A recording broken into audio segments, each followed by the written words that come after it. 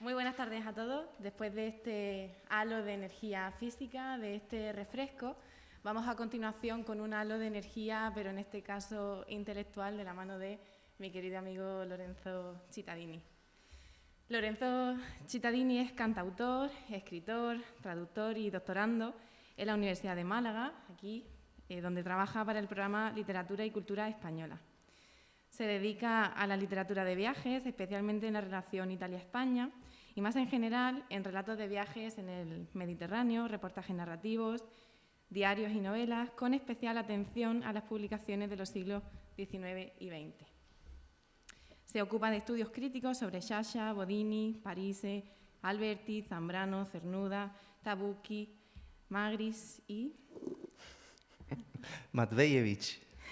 Estupendo. Yo prometí intentarlo, pero... Bueno. También realiza cursos de literatura y viajes, colabora con revistas de viajes y revistas académicas en las que publica ensayos y traducciones. Cura la revista Quaderni Mediterranei, patrocinada por la Universidad Ca' Foscari de Venecia y la Universidad de Málaga, junto a los poetas Silvestro Neri y Pedro J. Plaza. También ha publicado 2 discos de música, La Rosa Corsara, por Arte Voce en 2017 y 2212 en 2018. Para este año, de hecho, está prevista la publicación, junto con Giovanni Caprara, de la primera traducción al español de Las Sicilias, Su corazón, de Leonardo Sciascia, para la editorial El Toro Celeste, de aquí de Málaga, y la publicación de una colección de cuentos, Viaggi e altre nostalgie, por la Piave Editore. Bienvenido, Lorenzo, va a ser un gusto escucharte, seguro. Gracias, Bea. Y qué pronuncia tan bonita, de verdad. Bueno, primero, ¿se me oye? Sí. Primero, quería hacer una consideración personal, si ustedes me lo permiten. Y pido disculpa si utilizo este momento para decir esta cosa, pero es muy liberador para mí. Estoy muy conmovido, de verdad, muy emocionado. Todo el año pasado, durante 7 meses, me tocó ver el mundo desde la cama de un hospital. Y nunca me imaginaba que hoy estaría aquí. Por primera vez después de esa guerra, presentando en Málaga, mi casa, un estudio sobre la obra de Rafael Ballesteros. Por eso, gracias a quien ha organizado este congreso, a Belén, a profesor Pepe Lara, por supuesto a Pedro y a todo el comité organizador, de verdad. Y por supuesto al mismo Ballesteros, que me dio la posibilidad de viajar con él a través de los cuentos americanos de que voy a hablar hoy. Y ya están dentro de mí las palabras de Rafael Ballesteros de ayer, cuando hablaba de la relación entre vida, muerte y la escritura, de ese profundo dolor que llevamos dentro y que intenta encontrar una cierta expresión en la escritura. Cuando me puse a trabajar para este congreso sobre los cuentos americanos de Rafael, la primera pregunta que me vino a la cabeza después de haber leído el libro fue: ¿qué es lo que mueve al hombre a viajar? Quizás habría que preguntarse si a nivel antropológico el hombre es sedentario o nómada. Lo cierto es que hay mucha más muestra de que el sedentarismo es la forma de vivir natural, como dice Kurt Spang. El nomadismo es antes bien un modo de supervivencia que de existencia. Por este motivo es oportuno distinguir entre viaje y desplazamiento, teniendo en cuenta que siempre, como dice Spang, habitar es el modo existencial innato del hombre y solo a partir del habitar se concibe el viaje. Sin sedentarismo no hay viaje. Por eso nos resulta nada fácil enmarcar los cuentos americanos de Rafael Ballesteros si utilizamos únicamente como referencia la dicotomía nomadismo y sedentarismo. Sin embargo, tampoco se pretende, dado que en general toda literatura de viaje está caracterizada por ser un género huidizo, fronterizo. Como dice María Rubio Martín, lejos de someterse a patrones o modelos establecidos, la constitución del género responde más a la necesidad de relatar la experiencia del viaje que a un impulso meramente estético o creador. Y en los cuentos americanos de Ballesteros emerge la verdadera y real experiencia del viaje. Un libro donde el autor reúne 6 historias que a través de las cuales quiere dar una expresa y una explícita visión de una América que él ha conocido en primera persona. Como dice Morena Ayora, se refleja el punto de vista del autor y su experiencia acerca de un grupo humano al que se ha acercado con respeto y originalidad para exponer sus valores más tradicionales. El primer viaje de Rafael Ballesteros a Estados Unidos fue en 1968, cuando Rafael tenía 30 años, aunque sí posteriormente viajó a América en varias ocasiones. Viajes que de alguna forma le permitieron empaparse de la esencia de la gente y de los valores de un país, plasmándolo, ¿no?, en sus cuentos, editado por el Ateneo de Málaga en la colección Laberinto en 2006. De hecho, en estas páginas se ofrece una muestra de lo que el autor ha vivido, ha entrevisto, y también del mundo imaginario que ha escrito. La América que vive Ballesteros y de la que quiere hablar es la América interior, la América profunda, lejos de la modernidad de las grandes metrópolis, adentrándose en lo cotidiano, en la atmósfera y los lugares que han sido narrados también por algunos de los grandes autores importantes del siglo pasado. Son momentos de reflexión íntima, pasajes a través del dolor, las emociones y también la incertidumbre, además de otras constantes argumentales de estos 6 relatos. Como escribe Morales Lomas, citando las palabras de Rafael Ballesteros, son actitudes vitales e intemporales, como el sentido matriarcal de la sociedad norteamericana, o el hecho de que en toda literatura norteamericana y en el cine, la reflexión está en la acción, en lo que hacen los personajes. Y esta consideración tiene que ver con lo que dice siempre Kurt Spang, que intenta dar una definición y una colocación de relato de viaje como género. El académico, y se cree que este es el caso de los cuentos americanos, opta por una distinción entre, y cito, narraciones que tienen el viaje como estructura y aquellas que lo tratan además como tema. Casos típicos de narraciones con el viaje como estructura, sin ser el tema, son la novela de formación, el Bildungsroman en término alemán, o la novela picaresca, y cómo no, las gestas creadas desde los albores de la literatura, la Odisea, la Eneida, el Cantar del Miocid. Todas se organizan como arriesgados y accidentados recorridos, pero sin tematizar el viaje.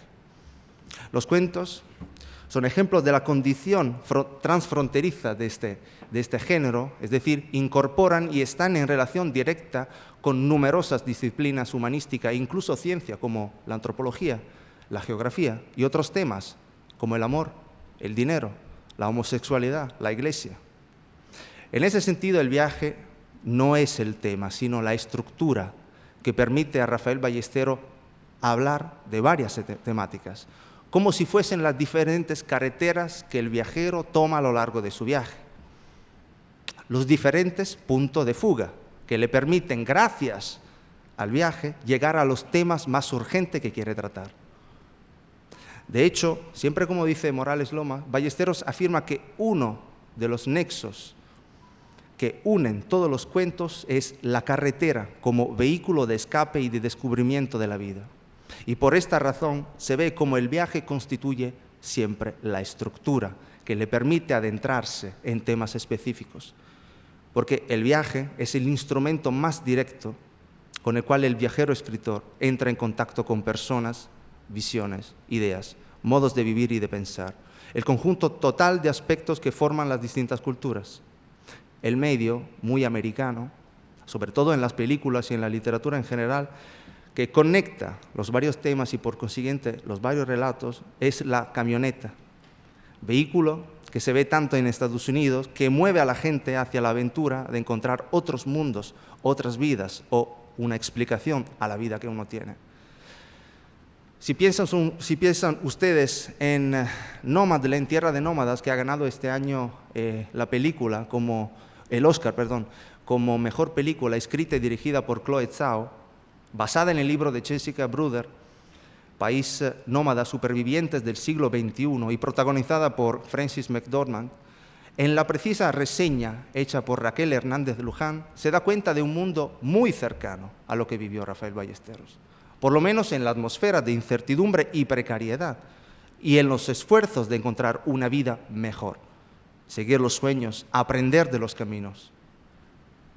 De hecho, como dice Raquel Hernández Luján, la escritora, especializada en analizar y mostrar algunas de las subculturas de los Estados Unidos, se sumerge aquí en las vidas de los llamados work campers, trabajadores nómadas que se trasladan a través del país en busca de empleos estacionales y que viven en sus vehículos, ya sean estos caravanas, furgonetas o automóviles adaptados. Los cuentos americanos y Nomadland comparten varios aspectos de la vida al margen de estos viajeros, en busca de un lugar en el mundo, pero también son cuadros sociales pintados en periodos históricos muy diferentes entre ellos. Los protagonistas de los cuentos tienen personalidades muy frágiles. Parecen ser actor y actrices de una película de Hollywood como una que se pudiera ver al cine. Si se piensa en los libros En el camino de Jack Kerouac o Hacia rutas salvajes de Jon Krakauer, película también que fue llevada a la gran pantalla con el título Into the Wild, se ven jóvenes de clase media, inexpertos, francos y sencillos, que alejándose de su punto de origen generan una distancia. Los protagonistas, por supuesto, del libro de Ballesteros buscan soluciones y quieren superar los impedimentos que encuentran en la realización de sus empresas. Por ejemplo, en el cuento K-Porpoise, el joven protagonista Peter busca su fuga, pero en realidad no la quiere en el profundo de su ser.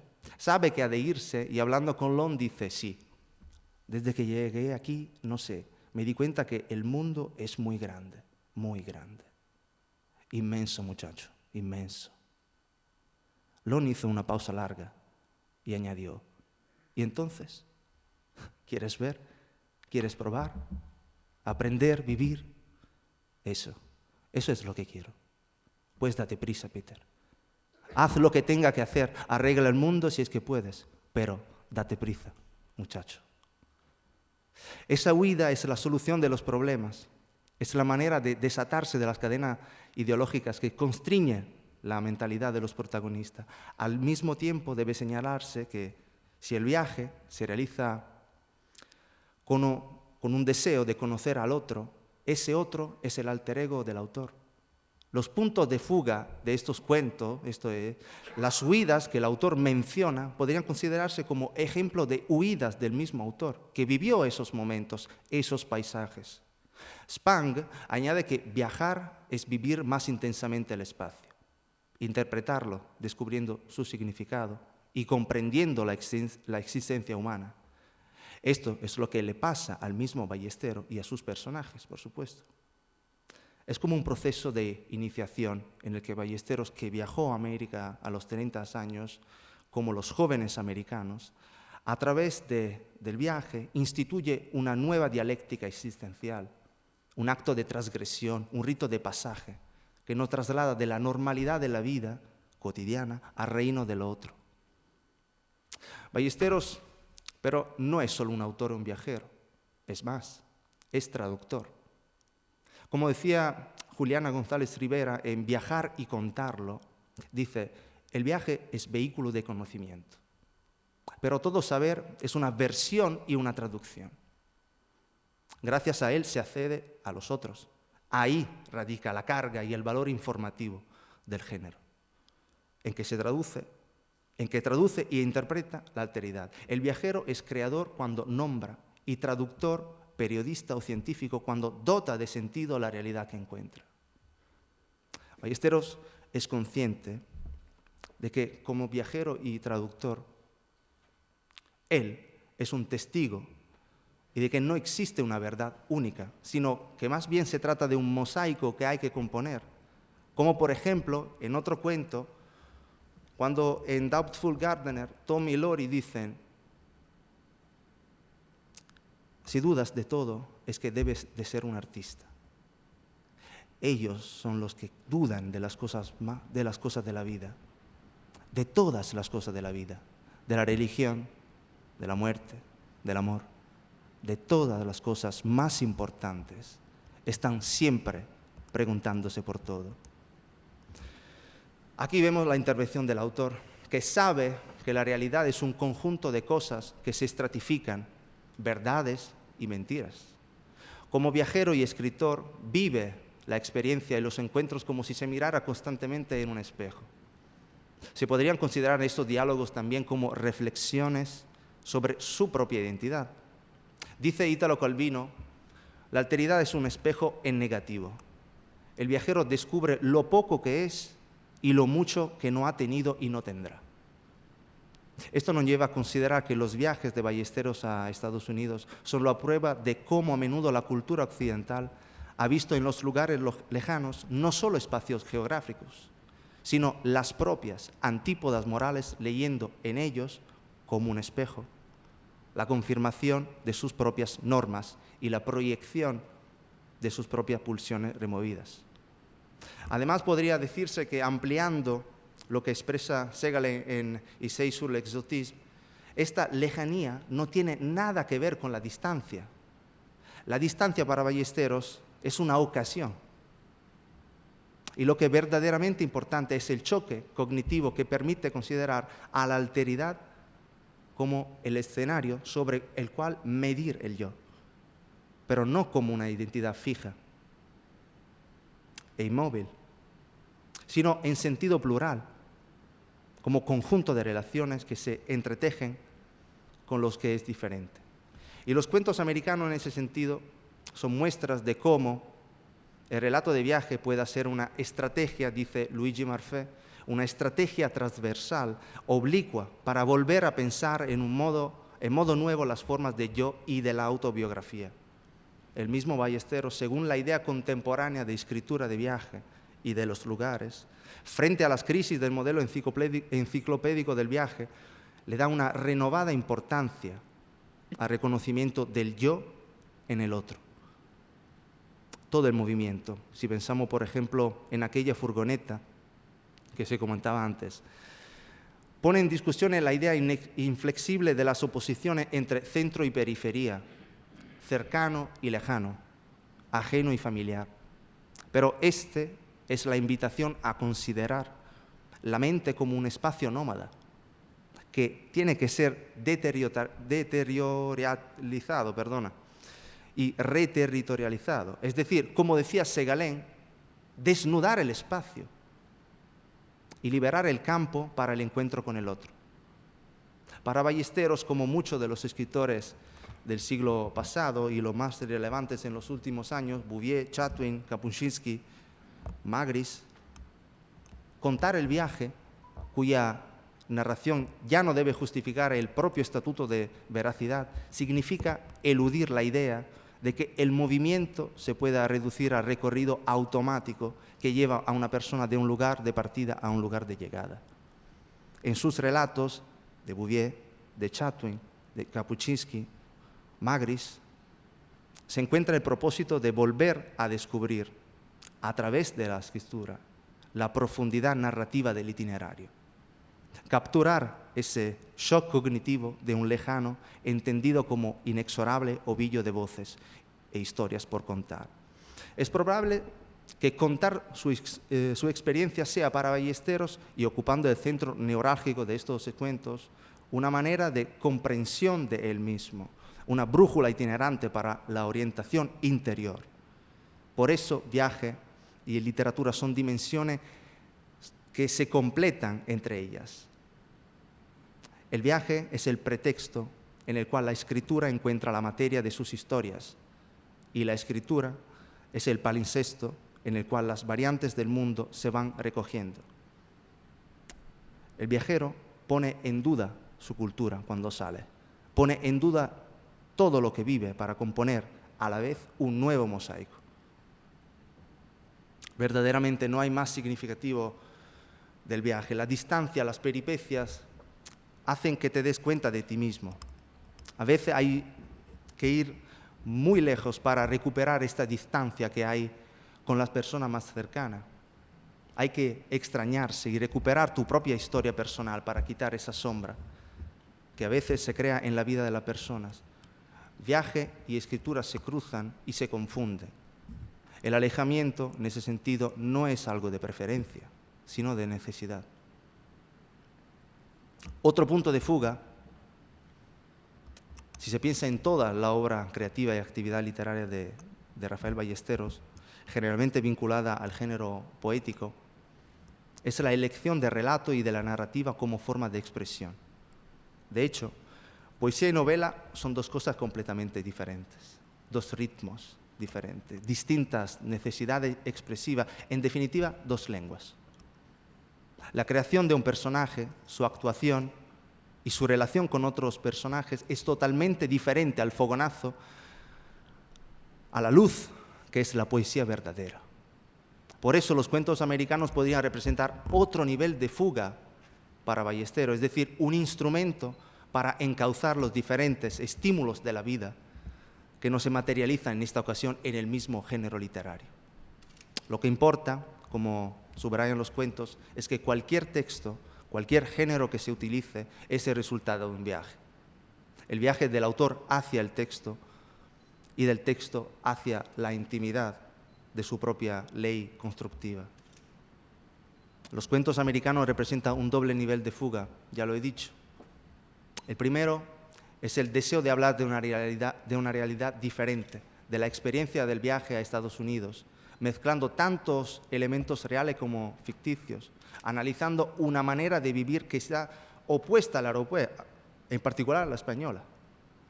El segundo nivel de fuga es la voluntad de relatar la experiencia americana a través de un género inédito, entre comillas, como el del cuento.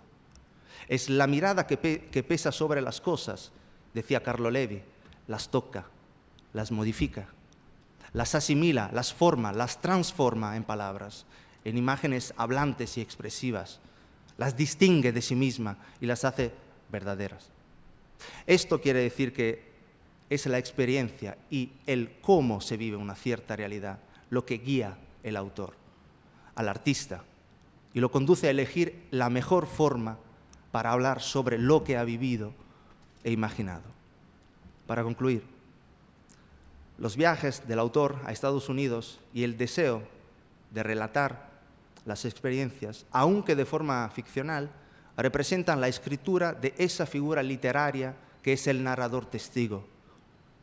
Como dice muy bien González Rivera, uno que se ha desplazado lejos de la seguridad de sus límites conocidos, ha visto el mundo y puede contarlo con la autoridad que le da el haber estado ahí. La condición de testigo ha sido para Ballesteros la oportunidad de construir su imagen del mundo, ponerse detrás de las varias máscaras de los personajes, sus identidades múltiples, permitiéndole mirar desde los otros, como un nuevo Ulises, que disfrazado de mendigo pudo entrar de incógnito en su casa, en este caso en las vidas y en los lugares de los jóvenes americanos, para comprender la sociedad, las ideas, la cultura, mediante la observación que participa. Ballesteros ha desempeñado en esta obra no solo el papel de escritor viajero, sino, para mí, de etnólogo, instalándose en la sociedad americana para estudiarla, conocerla y darla a conocer. Gracias a la habilidad de adaptación, ha podido mimetizarse con el escenario y ha podido infiltrarse para conocerlo, ofreciendo a los lectores su propio documento social, como decía Pasolini. Prueba del viaje y de una descripción que tiene una fecha, un espacio y un tiempo precisos. Termino. Como decía Hitchcock en Blue Highways, quizás el viaje puede ser una terapia, un medio para hacer que el ojo externo abra el ojo interno, para volver a encontrar una relación entre la curiosidad del viajero y la cura del yo y de los lugares. Ballesteros no solo ha visto los lugares, sino que es consciente de que esos lugares lo han visto, porque de su supervivencia, de su destino, depende también el futuro de quien los observa.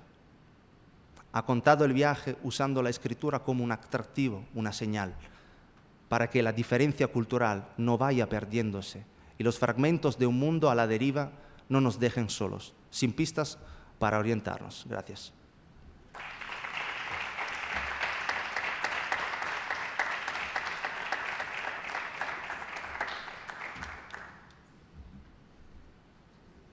Muchísimas gracias, querido Lorenzo, por hacernos viajar junto a Rafael por la América profunda. La verdad es que desde luego es un privilegio y también yo estoy conmovido de que tu viaje continúe, que tu viaje nos haya traído aquí a Málaga hoy de nuevo. Sabéis que en estos días han ocurrido ya una serie de casualidades que son hermosas y mientras estabas hablando me he dado cuenta de que hay otra casualidad que no estaba prevista pero que es maravilloso que sea así. Y es que tenemos en la sala a una gran experta en la literatura de viajes, como es la profesora Rocío Peñalta, y que casualmente su tesis doctoral versó sobre Venecia, que es tu ciudad, en la literatura española.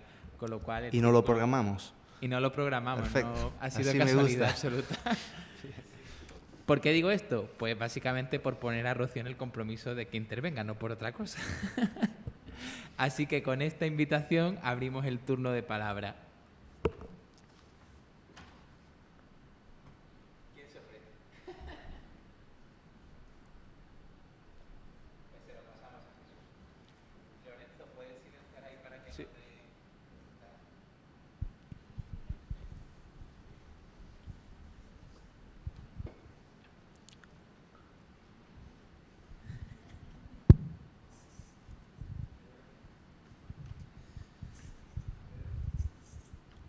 En primer lugar, Lorenzo, muchísimas felicidades por la ponencia, que me consta que has trabajado con mucha intensidad y con mucho esfuerzo.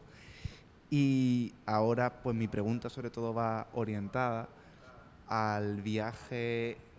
Bueno, ¿cómo crees que se materializa, o si crees que se materializa el viaje interior, ¿no?, del propio Rafael? O sea, perdona. Eso que justo estabas comentando, ¿no?, dentro de la apertura del ojo exterior para esa reapertura o apertura del ojo interior, si crees que en la propia literatura de Rafael hay un viaje interno, ¿no? O si a lo largo, por ejemplo, de estos días hay algún caso en el que se pueda materializar según tu propia perspectiva. Vale, gracias por esa pregunta tan interesante. Yo pienso que no hay verdadero viaje físico, real, si no estamos acostumbrados a viajar interiormente. Yo pienso que el verdadero viaje que hizo Rafael, pero el verdadero viaje en general, como decía Franco Riva, filósofo italiano, es un pasaje a través del dolor. Cuando dejas de lado tu seguridad, tu mundo. En el viaje interior no es necesario desplazarse para mí, físicamente a otro lugar. No hay maletas, no hay agencia de viaje que te dicen, aquí hay un viaje interior súper barato. No existe. Pero sí hay un movimiento en el interior, ese pasaje por el dolor. Yo creo que Rafael se fue a América por necesidad. Fue un pasaje por el dolor. Pero el viaje es también una necesidad que tenemos. Y claro, en el viaje interior creo que hay mapas, pero son mapas, ¿cómo se puede decir? Aproximados, imprecisos, que cada uno tiene. No hay viajes interior iguales, como los viajes reales, todos iguales. Y otra cosa que para mí es importante cuando hablo del viaje interior es que ayuda mucho este viaje poner conciencia, porque es un pasaje, como he dicho, por el dolor. Hay avances, hay retrocesos, hay círculos, hay cosas que faltan, dificultades, todo tipo de riesgos. Y esa conciencia hace posible viajar, despedirte de tu costumbre, de tus hábitos, dejarla ahí y salirte. Sin conciencia, yo creo, por eso digo que el viaje empieza en el interior. Sin conciencia no hay viaje, sino yo lo llamaría automatismos mentales que nos hacen salir y viajar así, sin tener la conciencia, primero, de nosotros mismos y, en segundo lugar, de lo que vemos, porque es un pasaje, no tanto un desplazamiento a otro lugar, sino un viaje a través de las personas, porque son las personas que hacen los lugares, que construyen los lugares. Y para mí este es importante. Y seguramente Rafael, creo, que ha dejado de lado su hábito y por necesidad se fue a América. Y no fue un viaje simple, no fue algo así, como coger un vuelo e irme a Canarias o a Maldivas. No fue eso. No fue eso, pero también él lo pudo hacer porque ya tenía conciencia de qué quería decir viaje interior.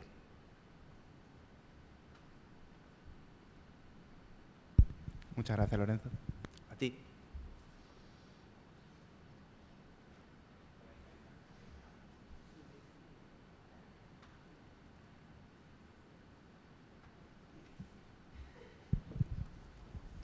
Por favor, a mí me da ya vergüenza.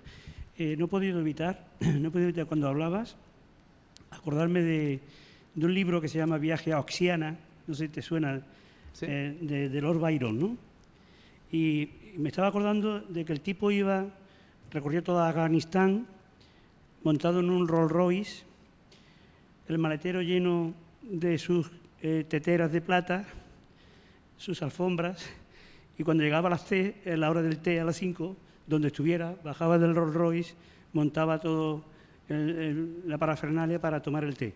El libro lo abandoné, magnífico, un libro de viaje magnífico, pero yo lo abandoné porque me aburrí, porque me cansé de tomar tanto té. Y, por supuesto, yo no entendía que ese viaje era tal viaje, ¿no? Puro turismo, ¿no? Entonces, el viaje de lo que estamos hablando, de los cuadernos americanos de Rafael Ballesteros, de lo que tú hablas, de un viaje transformador, ¿no? Entonces, en el sentido de que, por ejemplo, Julio Caro Baroja, el nieto de Pío Caro Baroja, antropólogo, decía que una de las mejores formas de dejar de ser nacionalista era viajando. Claro. Entonces, ahí empieza el principal elemento transformador del viaje. Si vas con la voluntad de transformarte. Evidentemente, si te llevas todas tus costumbres, tus hábitos, si te vas, por ejemplo, a Taiwán y para comer buscas un McDonald's, pues estamos perdidos. Sí, de verdad, sí. Que es una transformación, ¿cómo se puede decir? Subjetiva, ¿no? Que tiene varios efectos. Y claro, en cuentos americanos hay rebelión, hay el sentido de la libertad, del conocimiento, y son centrales en la ideología del viaje que Rafael ha construido en su libro. Y hay otra cosa que para mí es importante cuando se dejan de lado las costumbres, los hábitos, y se empieza a viajar verdaderamente, es que ya se sabe morir en vida para mí. Porque viajar, salir de tus propios hábitos, es morir. Y es volver a empezar cada vez y volver otra persona. Viajar para mí tiene algo de nacimiento. Y por eso, si pensáramos en cómo ha cambiado la experiencia del viaje hoy, no sabría qué decir. Porque hoy la manera de viajar es una copia que viene de las cadenas hoteleras, de una publicidad. Hoy quemamos el viaje antes de salirnos de casa. Hoy no es un verdadero descubrimiento irnos a un sitio. Hoy pasa que nuestro viaje es un viaje de confirmación de lo que hemos visto en casa. Y si me voy a un sitio y no veo lo que está escrito en el programa, yo me enfado con la guía turística, porque no me enseñó ese monumento, esa calle. Y si no tenemos fotografías al volver, nosotros no hemos viajado, no tenemos pruebas. Eso es lo que me da miedo de la experiencia del viaje de hoy. Como si no tuviera las pruebas de que he estado a un sitio, en un lugar, en una ciudad, no he vivido. ¡Qué tontería! Es una tontería. Por eso digo que el verdadero viaje que hizo Ballesteros nos da prueba de cómo el verdadero viaje se relaciona con el abandonar nuestro hábito, el abandonar, olvidarnos de casa para volver a casa y mejorarla, para volver hombres y mujeres mejores. Eso, para mí, es el verdadero significado del viaje.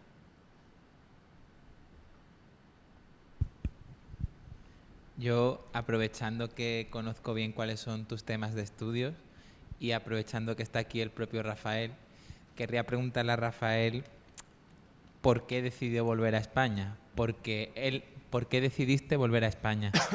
Porque tú pudiste haberte quedado en Estados Unidos y lo que fue un viaje podía haber sido un exilio, que es el otro tema que tú estudias. Sí. Y tal y como estaba aquí la situación, todo apuntaba a que quizá era mejor haberse quedado allí y haberse complicado menos la vida, ¿no? Entonces, aprovechando que estás aquí, pues creo que es un tema interesante para que puedas contarnos a los demás.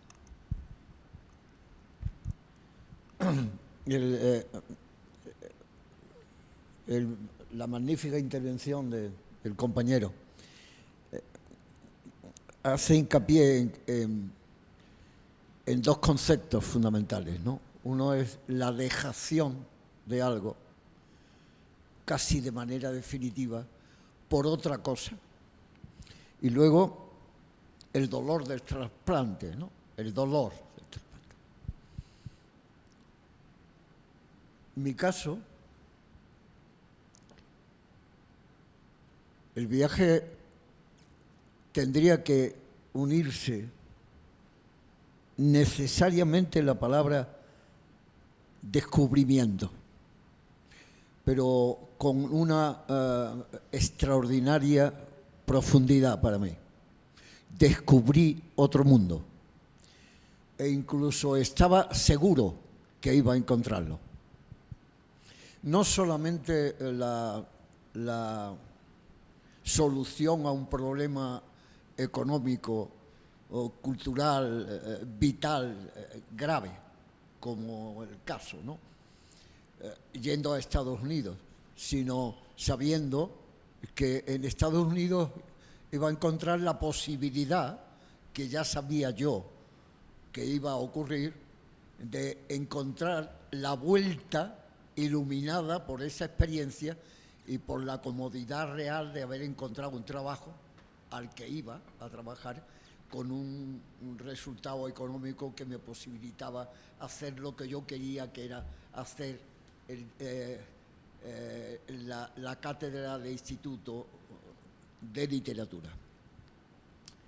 Pero lo fundamental del viaje fue el descubrimiento de un país que absolutamente me encantó, sin ninguna reserva. No pude alterar ese planteamiento. Prácticamente no hubo reservas al volver de esa valoración positiva. Y tuve la oportunidad, te digo para que te des cuenta de cuál fue mi periplo, ¿no? Periplo fue Iowa y Ohio, ¿sí? Estados norteños y centrales. Sí. Pero en una ocasión, durante meses, recorrí desde prácticamente Canadá hasta México en un coche. Y por tanto conocí casi todo el Estados Unidos profundo, digamos.